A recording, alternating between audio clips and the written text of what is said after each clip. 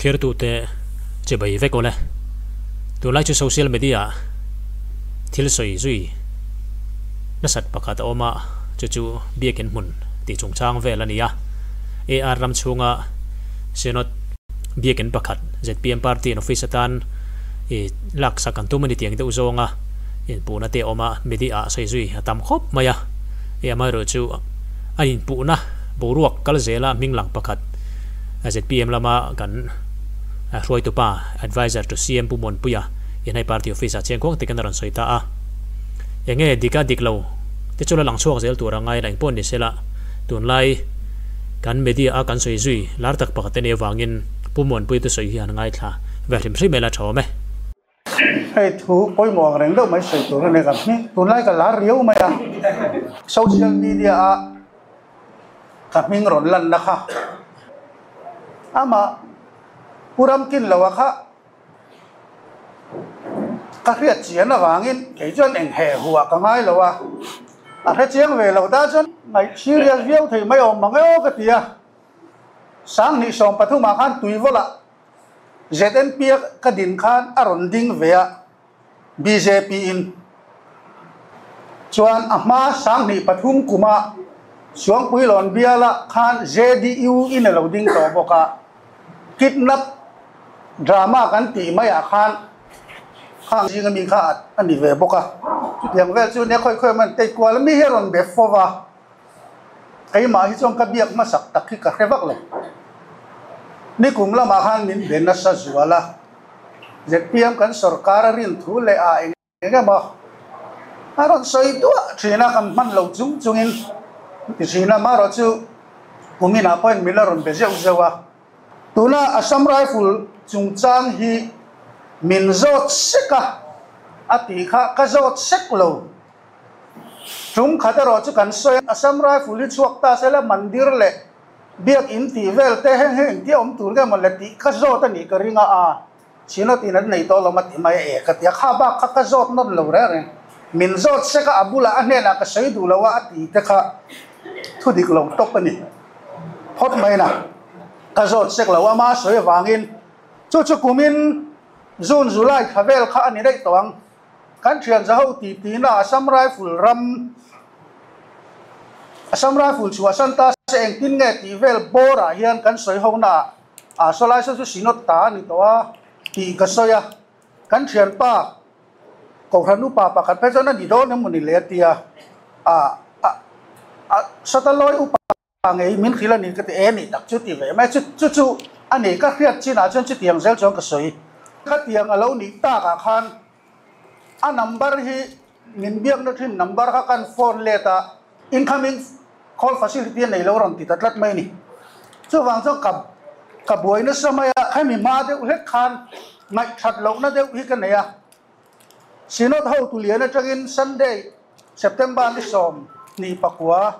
Sunday in khom don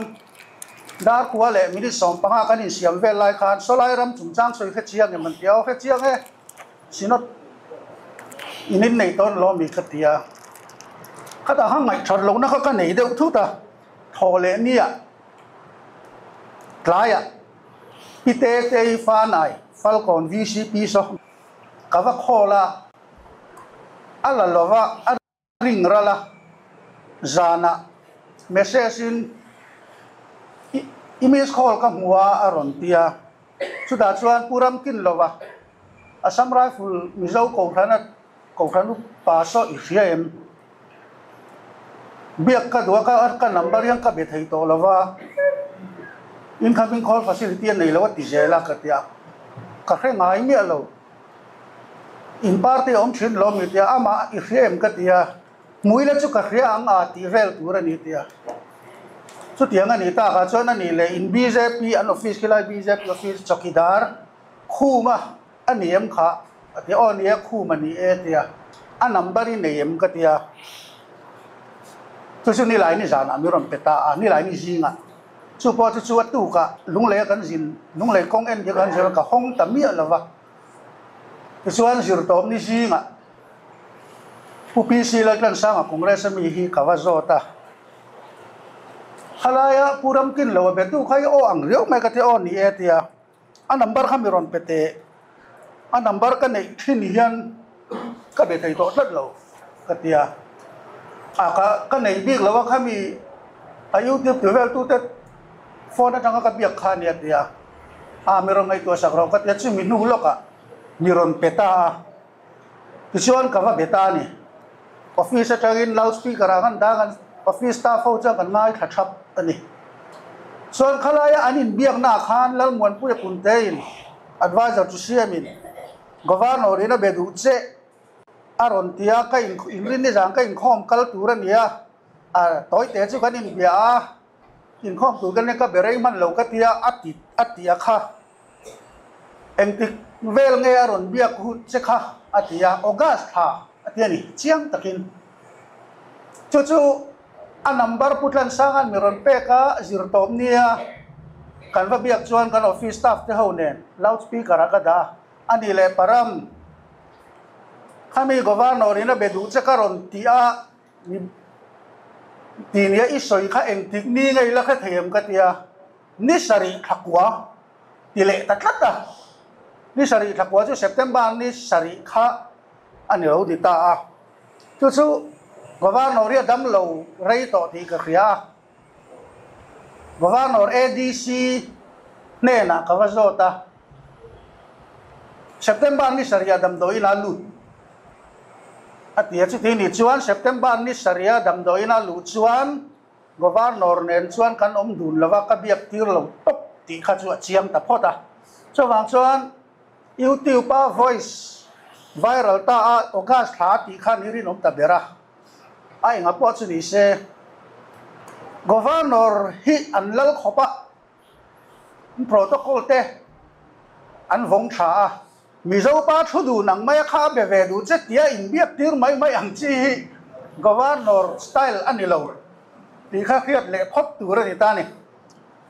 governor ina biak du chuan a secretary te azon tiranga ama po ko mai tu ra ni ke ina mi zo pa ta ka tia thu hawa kha be ve du cha nin tiang hi chu governor ti dana ni lo tin governor hi tun ma kan MLA ve ma po polai o kan mu zeu te le tu nu kan sarkar nu apo hian mi mal hian kala mulo reng chu wang chong governor ina be du che ti kha chu dot chiambal ni ta ni ti alo ni ta chawang chuan governor biak ni ranga min soidan te kha ama muli lutu he thil hi ngai tuana plan mu mal tak tang lo chua ka ni ti hi karin da na nia ZPM in party office kan la nei lawa Assam Rifle chuak mai tur chuta an biak in party office ta na nei tum anga pu na kha ani photani chu party pum pui ron ti do ta ti min chiat tum na ni ta chu ta ka chu congress president pu pa te point pulal kanjara point office a thoi tham de wina soi kha ZPM min lam dot lo ma se kan party rin thei tur khan ko ran khan aron soi ni chu kan party spokesperson pulal tuang ki ma pon ariak kan ni kha chu ZPM party dota chuan ke ma mi mal min ti chat vek tum na ni khang tur zo bial khi Mizoram khopu ya po thingtlang a po khi aya Presbyterian stronghold bial om lo reng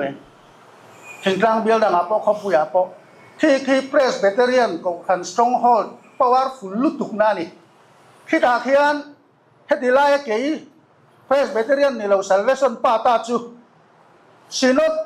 in mun chu sak tu pa phu ta ka chevela pu tu min pu thu ka khang tur do zo bia la min ti chiat tum na ge mani he thil hi chu wang chon aplan tu poi mi ta man ni in karing lo ni ti kha ka soi du tu party ma in an sarkar lai eng ko khan biak in ma hi an party office tan nei sakan tumot hi karing lo ngam chi ni lo ko khan te ni mo lian ni mo ZPM thấy chú Chief Minister ta le President ta na Presbyterian ipani kan ni chú vang chuan chú tiếng chú cần tung là vang tiệt chiang ring kan ni chú vang chuan he thil hi party til pia lam maya pia a hian cái mà mi mal next election na kat lak thei dan tur ka chiat vek thei na tur